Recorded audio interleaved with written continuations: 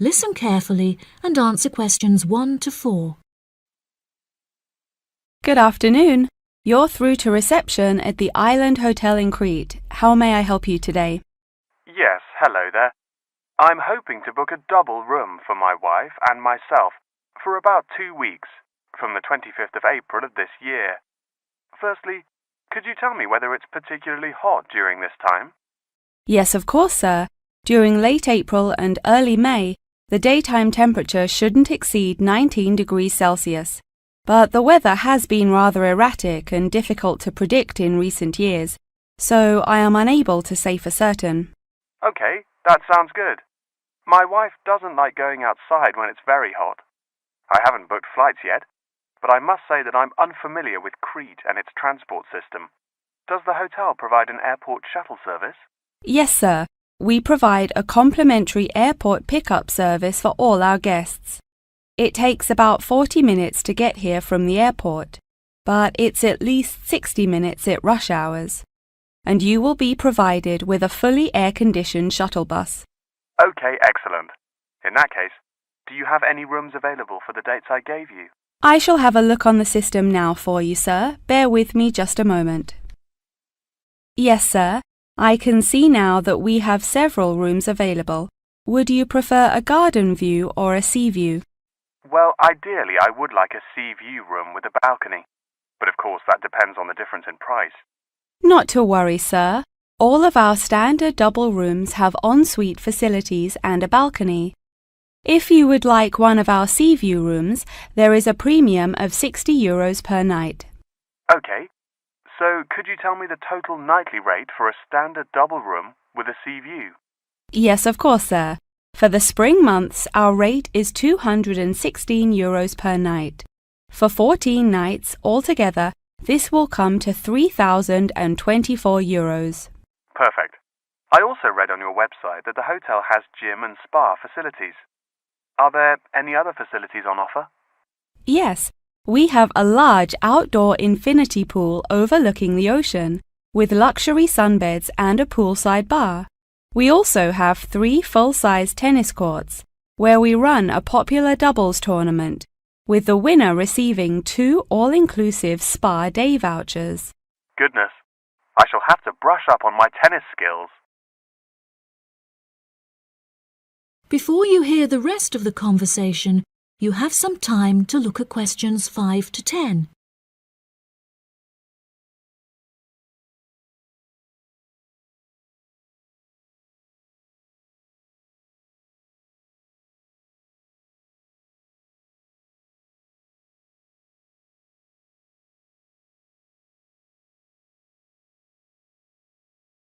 Now listen and answer questions 5 to 10. Are there any other activities organised by the hotel that we can partake in? It's just that it's our wedding anniversary on the 30th of June, and I would like to provide my wife with a perfect romantic getaway. I can assure you, sir, that your wife won't be disappointed. Ours is a 5-star resort, which is renowned for its luxury and beauty. In terms of activities, the hotel provides thrice-weekly entertainment. On Tuesdays, guests will take a minibus and partake in learning to cook succulent fish dishes with our Michelin-starred chef Enrique. The class will take place in a beautiful valley deep in the Cretan hills, where guests will be treated to an intimate piano performance by our in-house concert pianist Pedro. On Wednesdays, a select number of guests will be fortunate enough to explore the mountains by helicopter, before being transported to a tropical Cretan garden by shuttle bus. Finally, on Thursdays, after a fancy dinner, we provide a spectacular fireworks display, which guests can view from the comfort of a cable car. Oh wow, that all sounds absolutely wonderful. I shall book the room now, and then I need to look at flights so as not to become extortionate. Would you like to take my details now or later? That is the end of section 1. You now have half a minute to check your answers.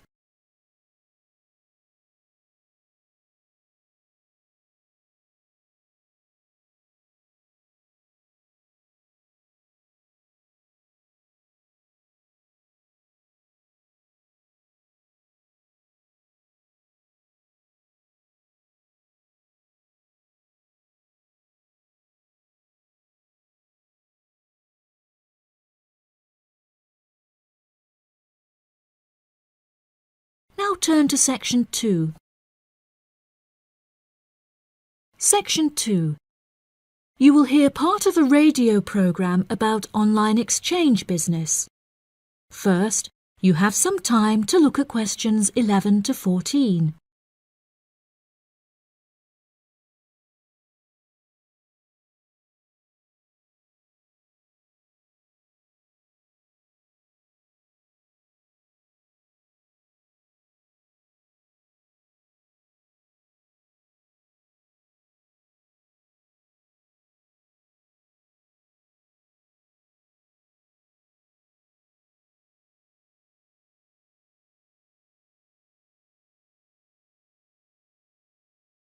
Now listen carefully and answer questions 11 to 14.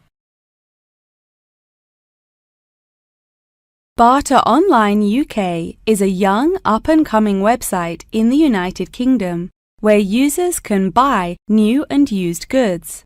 However, instead of paying with money, registered users instead exchange their purchase for an item of similar value. This part is perhaps the most complicated, as the registered users themselves must mutually decide on an appropriate value, with value either being the recommended retail price, RRP, or simply how much they believe the item to be worth. The website has been founded by a group of 4 friends in the north of England. Originally, they exchanged their belongings among family members.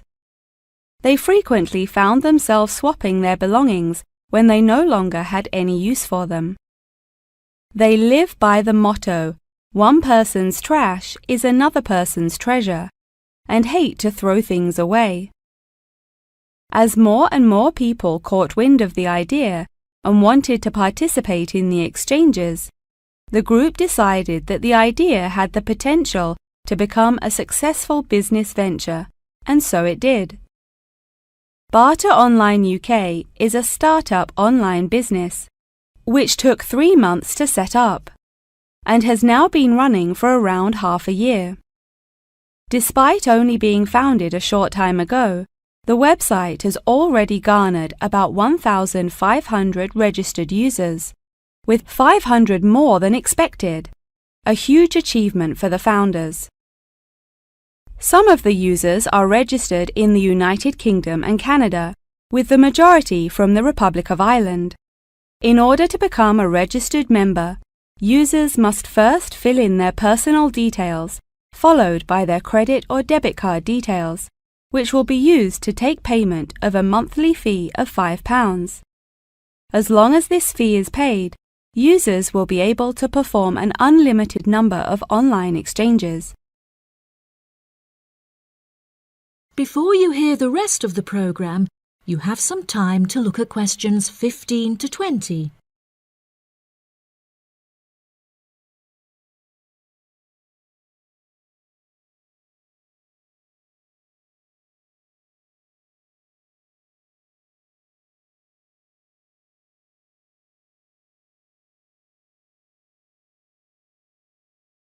Now listen and answer questions 15 to 20. A multitude of items are sold on the website, such as textbooks, soft toys, and tools. However, books for children and computer games are by far selected most. The exchange process itself is not as complicated as it might seem. Users can enter their preferences for what they would like to receive, and also explicitly state what they would like to give away, and the website will automatically pair up suitable users. If, however, a user doesn't want to give anything away, but would simply like to buy something, Barter Online UK does support a secure online payment system, where users can perform a normal monetary transaction. Despite this, the founding group strongly discourages the use of the online payment system, clearly stating that this goes against the intended ethos of the company.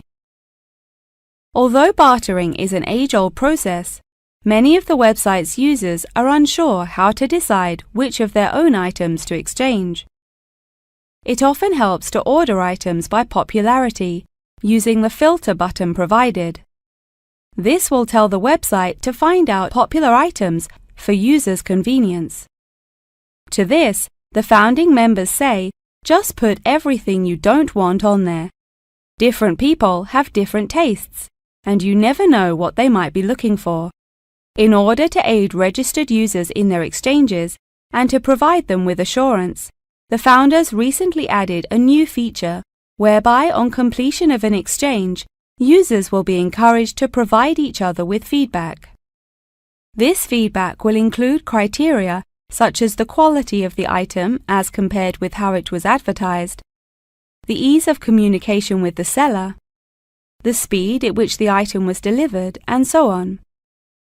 The friends believe that using this method, users will have a more transparent and trustworthy bartering experience.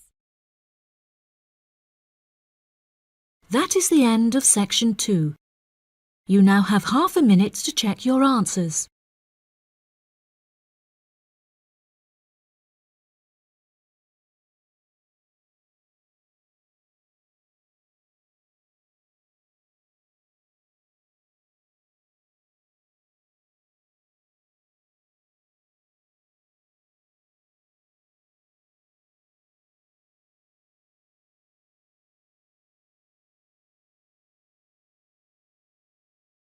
Now turn to section 3.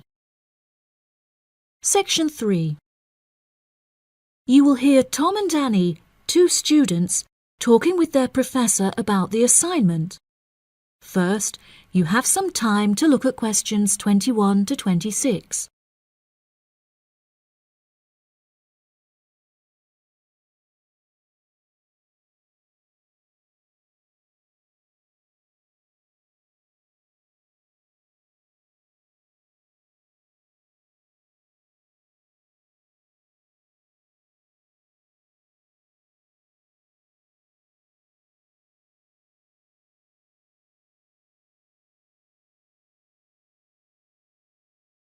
Now listen carefully and answer questions 21 to 26. Professor Tomlinson, may Annie and I please quickly ask you a few questions about the reflective journal assignment? It's just that we're a bit confused as to what you want us to include and discuss. Yes, of course. What are you having trouble with? Well, everything really. To start with, what should be included first in the reflective journal? Perhaps suggestions from others? No. Firstly, you should include the study goals you set yourself at the beginning of the module. This section should have been discussed in some detail towards the beginning of the course by Professor May. You should be able to find her suggestions on the slides she has provided the class online. OK, thank you, Professor. Could I also trouble you to take a brief look at my bibliography and footnotes? I feel like they're missing something. Most of our friends' bibliographies are longer. Well, looking at this, Annie, I can see that you have used a wide range of resources, which shows that you have made effective use of communication technology. As far as I can tell, you need not make any changes to this, although you might want to double-check that your referencing complies with the Harvard Referencing Style regulations. Oh, I'm very surprised you've said that. Thank you. Now I can set my mind at ease. Tom, you said you wanted to ask the professor about the achievements section. Ah, yes, Professor. In the assignment guidelines, we're asked to introduce and elaborate on our biggest achievement in the past, saying which skills we learned in the process and how these skills can be transferred to various different future careers. The only problem is that I don't know what my greatest achievement actually is. I've only ever worked as a waiter in a hotel restaurant during the summer holidays from university. If you worked as a waiter in a hotel restaurant, you're bound to have worked with other waiters as part of a team. Would you say that during your time as a waiter, you developed any leadership skills? Yes, well, I suppose I was asked to become the team leader of the food and beverage department, but that's hardly an achievement. You might not think so, but if you write that you were offered the position of the team leader, it shows a lot more about your character. For example, that you're charismatic and work well in a high-pressure situation. I never would have thought to write that down. Thank you. I guess I should start listening to others more often. Annie, do you have any more questions, or are you ready to go back to the library? Yeah, I think I've got everything I need. Thank you very much, Professor Tomlinson. That was really helpful. I'm actually starting to look forward to writing this now, and it should be a really useful exercise to prepare us for writing CVs and applying for jobs. It's shocking how bad I am at identifying my strengths and weaknesses. Professor Tomlinson has shown me that I definitely need to start displaying some self-awareness. Yeah, Tom, you really do. You're always so modest. Modesty is great until it comes to applying for jobs. Before you hear the rest of the conversation, you have some time to look at questions 27 to 30.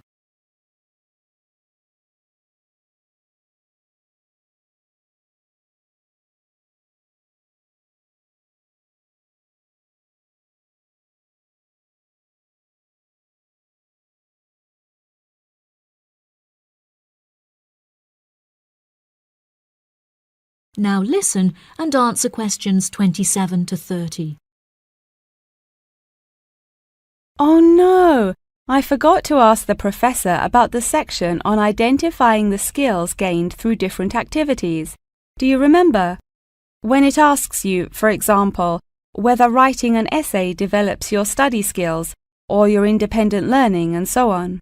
Oh goodness, we really should have asked him that. I've been having trouble with it too. It just seems like such a pointless task. What do you reckon the answers are?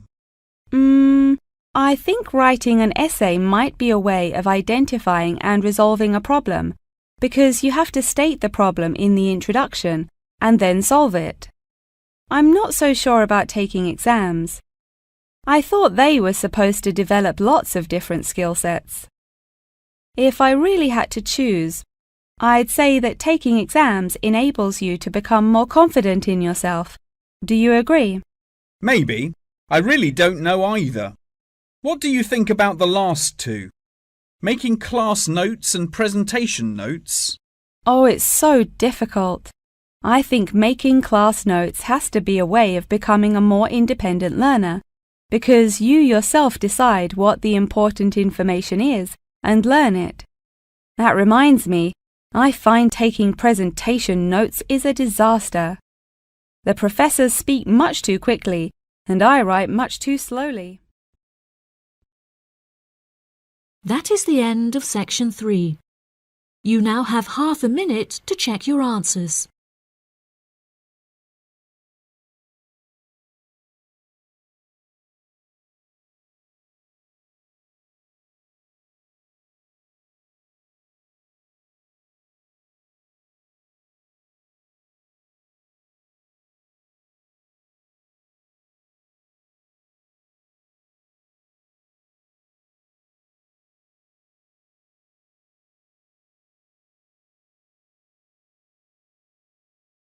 Now turn to section 4.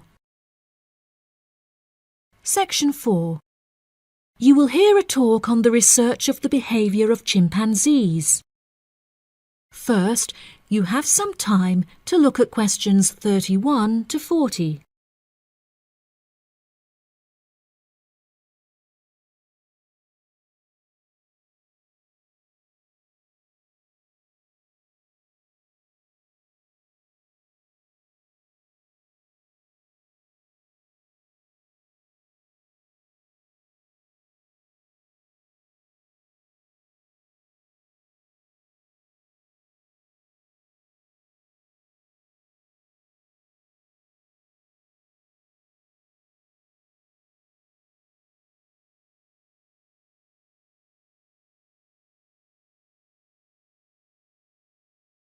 Now listen carefully and answer questions 31 to 40. Welcome back to my series of short lectures on apes. Today we will examine recent and historical breakthroughs on the behavior of chimpanzees, otherwise known as chimps. The word chimpanzee is an umbrella term for two different species of apes in the genus Pan, which are the common chimpanzee or pan troglodytes, found in West and Central Africa, and the bonobo, or pan paniscus, which are found in the forests of the Democratic Republic of the Congo. Chimpanzees belong to the Hominidae family, together with gorillas, orangutans, and indeed humans. Current research tells us that the chimps broke away from the human branch of the Hominidae family approximately 6 million years ago and remain the closest living relative to humans to this day. More modern researches into chimpanzees have centered on their behavioral characteristics, once all biological and genetic factors have been ruled out.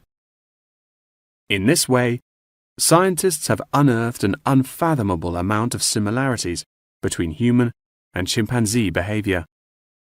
Although much of this research has taken place through observation of captive chimps, the results are widely seen as an authoritative reflection of chimps living in the wild.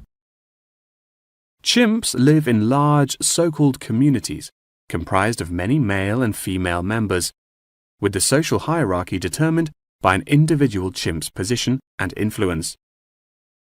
Through such research, scientists have found that chimps learn and adapt through observation of others' behavior. Once in power, the alpha male is often seen to alter its body language in order to retain power. For example, he might puff himself up in order to intimidate others, while lower-ranking chimps are noted to behave more submissively and holding out their hands while grunting. Female chimpanzees also have a distinct social hierarchy, with high social standing inherited by children. It is not unheard of for dominant females within a community to unite and overthrow the alpha male, backing another in his place. James Diamond, in his book The Third Chimpanzee, suggests that chimps should now be reclassified in the genus Homo instead of Pan, and there are many arguments still in favor of this. Male common chimpanzees are, on average, 1.7 meters in height, weighing 70 kilograms, with their female counterparts being somewhat smaller. By comparison, the bonobo is slightly shorter and lighter, but with longer arms and legs. However, both species walk on all fours and climb trees with great ease.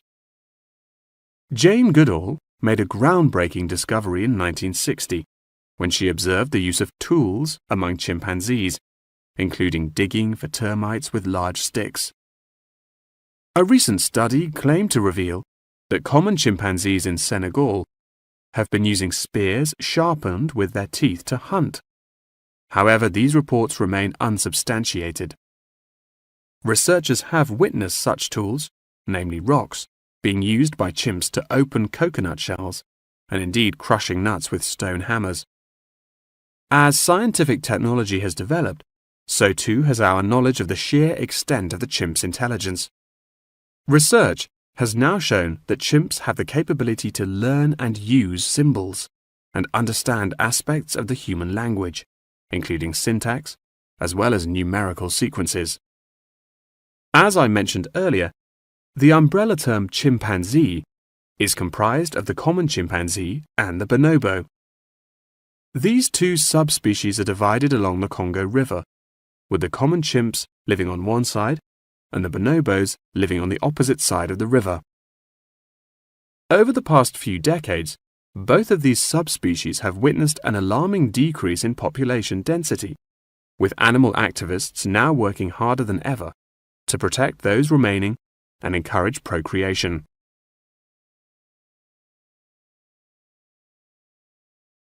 In addition, next week's episode will focus more closely on how chimpanzees in captivity are able to learn things through imitating the behavior of humans, as well as how chimpanzees' behaviors have developed over many generations. Thank you very much for attending this evening's lecture. I hope you found it intellectually stimulating, and I look forward to seeing you again next week. Good night. That is the end of section 4. You now have half a minute to check your answers.